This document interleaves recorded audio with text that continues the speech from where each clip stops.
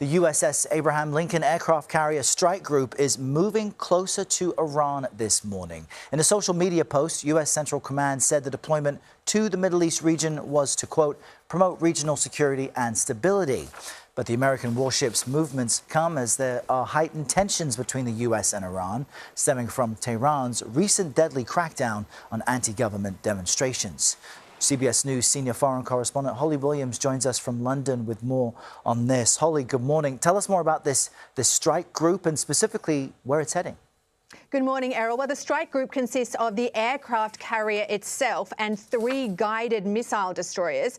On board the USS Abraham Lincoln, the aircraft carrier, are squadrons of fighter jets, including F-35. So it's a lot of American firepower. I can't imagine anyone wanting to be on the other side of that.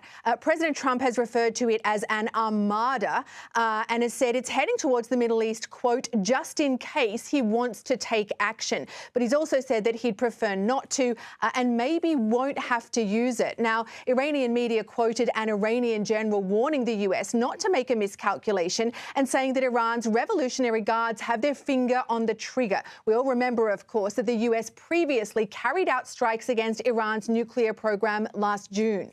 The background to this deployment is that during recent mass protests in Iran against the regime, President Trump repeatedly threatened to hit Iran hard. But then, after a violent crackdown earlier this month in which thousands are believed to have been killed by the authorities, Trump said he'd been given assurances that there would be no more killings and no executions.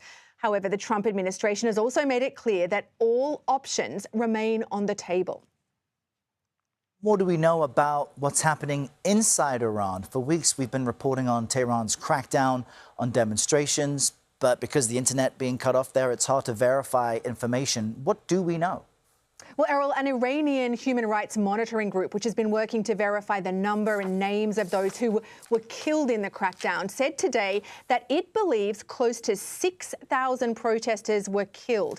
Now, we cannot independently verify that number, and there are other estimates that are even higher than that.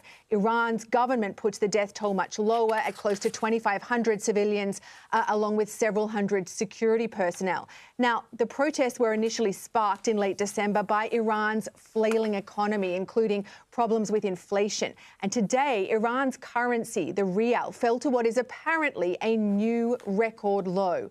That is worth paying attention to.